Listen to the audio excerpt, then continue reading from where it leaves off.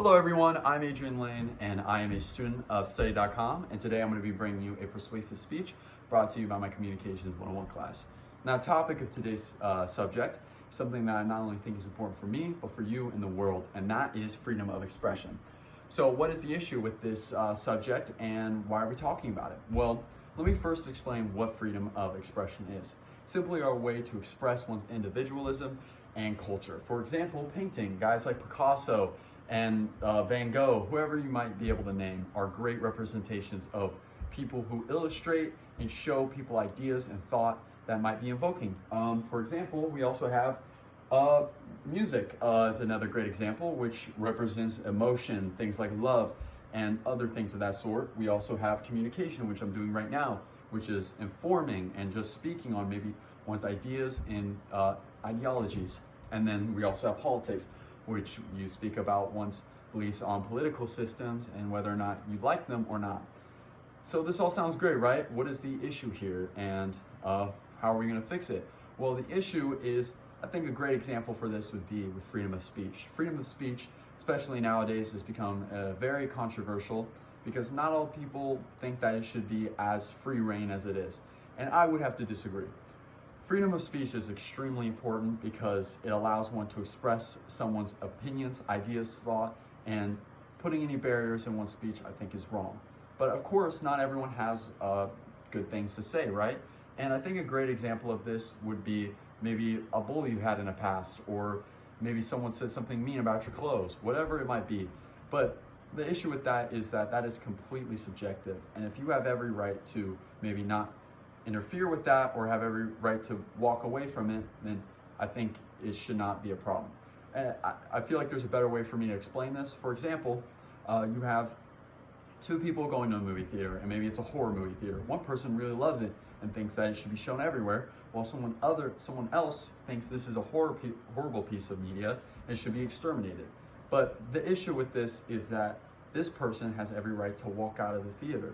She doesn't need to be there, or he. They're just there. So what's the issue, you know? And that's the same thing with people expressing ideas and theologies and thoughts of government. It's that not everyone's going to agree with you, but as long as you're able to not partake in that, then I think that person has every right to, talk about it. That's where I think we draw that line, is that as long as your freedom of expression doesn't interfere with someone else's freedom of expression, then I think it's completely okay. I see no problem with it.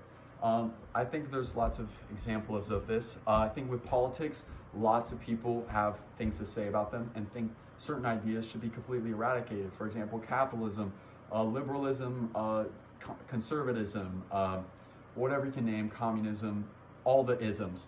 Lots of people don't like some of them. Some people love other ones, but we can all say that the landscape in the political scene is very messy, and we're not going to get too into that, but I would just like to point it out that there's so many ideas and thoughts, but I feel like everyone's allowed to have those thoughts and those feelings and those ideas. And I think it's completely fine for someone that I don't agree with to believe in those things. And I have no right to step over their toes. Same thing with art. I think art is even a better representation of this, because very rarely does art actually hurt someone, because you have every right to not partake in a piece of media. You can simply put your phone down or just ignore it on a poster board, whatever it is. It's not something that you have to actively partake in, because things are subjective and everyone is unique and has grown up in certain different circumstances and environments. And I don't think that gives them the right to mute other ideas and ideologies. So really, in conclusion, I just want to hone down the most important thing of freedom of expression, and that is simply you being able to be yourself.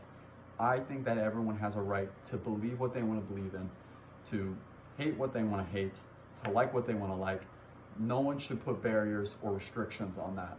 And of course, maybe someone hating something might hurt someone else's feelings, and I get that. I mean, I think we've all had bullies in our past, and we've all had people say mean things about us, but in the end of the day, if they still keep doing that, you have every right to not partake in that, and you have every right to ask for help in some aspect of that.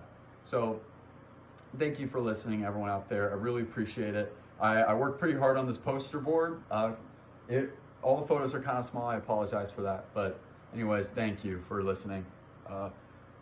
Goodbye.